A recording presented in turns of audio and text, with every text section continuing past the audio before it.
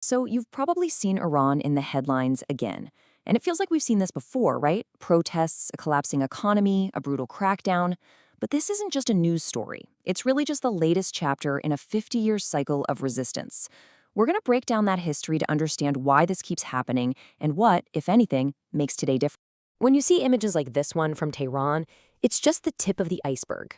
This isn't something that just popped up overnight. No, this is the latest eruption in a long, long cycle of defiance. The anger you see on these streets has been building up for decades. And the human cost? Well, it's just staggering. Think about that number for a second. Over 5,000 people killed in just one recent crackdown. It's a brutal reminder that every time Iranians take to the streets to demand change, the stakes are literally life and death. So the big question is, how did it get to this point? That's what we're here to unpack. We're going to go all the way back to the beginning and trace how the foundations for today's conflict were laid, decade by decade. Okay, first things first, let's zoom in on what's happening right now. The events of late 2025 and early 2026 didn't happen in a vacuum, not at all. They're the direct result of decades of pressure just finally reaching a boiling point. So what was the spark this time? Well, it started with something a lot of people can relate to, their wallets. The currency was collapsing, fuel prices shot up, again. But it spiraled very, very quickly. And notice who's out on the streets. Shopkeepers, students, workers. This isn't some niche movement. It's a nationwide cry of frustration. And the state's response? Well, it was the same old playbook. Shut down the internet and use lethal force. So, what is this system that people are protesting against? To really get it, we have to jump in a time machine and go all the way back to the 70s and 80s, to the revolution that started it all. Now, this is super interesting when you put them side by side. Before 1979, under the Shah, Iran had its own problems, for sure. Repression, inequality, but it was a monarchy with strong ties to the West. The revolution didn't replace that with a democracy. It created something entirely new, a state run by clerics under Ayatollah Khomeini, whose identity was immediately defined by its opposition to the West. And get this, the new republic was barely a year old, still figuring things out when Iraq invaded. This kicked off a brutal 8-year war that killed hundreds of thousands of people and just completely shattered the economy. But here's the paradox, and this is so crucial to understand. This devastating war, it actually helped the new regime tighten its grip. It created this powerful sense of nationalism against an outside enemy, which made anyone who dissented internally look unpatriotic. It gave them the perfect cover to purge their opponents, militarize society, and ultimately lock down their authoritarian control. All right, let's fast forward a bit. We're heading into the 90s and 2000s. The war is over, so that external enemy is gone. And what happens? All those internal frustrations that were kind of bottled up, they start to bubble to the surface. And this is where we really start to see a clear pattern emerge. Yeah, this timeline shows the rhythm of dissent almost perfectly. It's like clockwork. Roughly every 10 years, a huge new wave of protest erupts. And look at how the focus shifts. It starts with students in '99 asking for more freedom.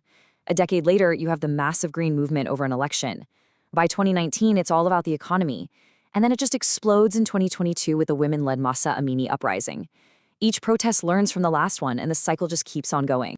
In 2009, this simple question became the rallying cry for millions of people. The Green Movement was sparked by a disputed election, and it was a huge shift. This wasn't just about economic hardship anymore. This was a massive, peaceful demand for political rights and accountability. And the regime's response, once again, was a violent crackdown. So after the regime crushed those political demands in 2009, the 2010s brought a whole new kind of pressure, crippling international sanctions. This is what really tightened the screws on the economy and directly fueled the next wave of unrest. And man, this slide lays out a relentless, vicious cycle. First, you have these crippling sanctions that just crush the economy. Then, the 2015 nuclear deal offers this brief, fragile moment of hope, only to have it completely wiped out when the US pulled out and hit them with even stronger sanctions. The economic whiplash was severe, and the crucial takeaway here is that by the end of the decade, protests weren't about abstract political rights. They were about the price of bread. And this is such a critical turning point. The grievances weren't just coming from the urban middle class anymore. The economic pain was being felt by absolutely everyone, and the protests became about something much more fundamental, just trying to survive.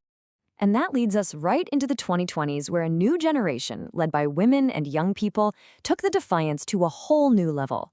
They began challenging the very pillars of the Islamic Republic. The death of Mahsa Amini in 2022 was the spark that lit the fuse, and the protests that erupted went way beyond her individual case. They became this nationwide uprising against the state's control over the most personal parts of life, with women leading the charge. So what made these protests so different?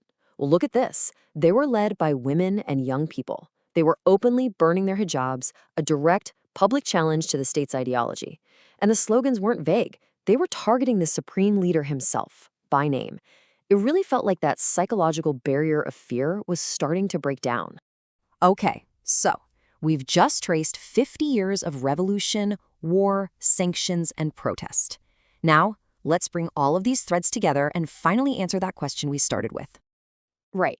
Why does the cycle of protest and repression just keep repeating itself, decade after decade? Well, the answer really comes down to these four things that are all tangled up with each other. First, you've got an authoritarian system with no release valve for people's frustration. Second, you have years of economic mismanagement. Third, you layer crippling international sanctions on top of that, which punish ordinary people. And fourth, all of this creates a feedback loop. Each uprising is met with a crackdown that solves nothing. It just plants the seeds of anger for the next one. If this 50-year history teaches us one thing, it's this. Repression might work in the short term, but you cannot silence an entire society's demand for dignity, for freedom, and for a better life. Not forever. So the real question isn't about if there will be another protest. History suggests that's inevitable. The question we're left with is, what happens when one of these crackdowns fails, or one of these protests actually succeeds? What happens when this 50-year cycle finally breaks?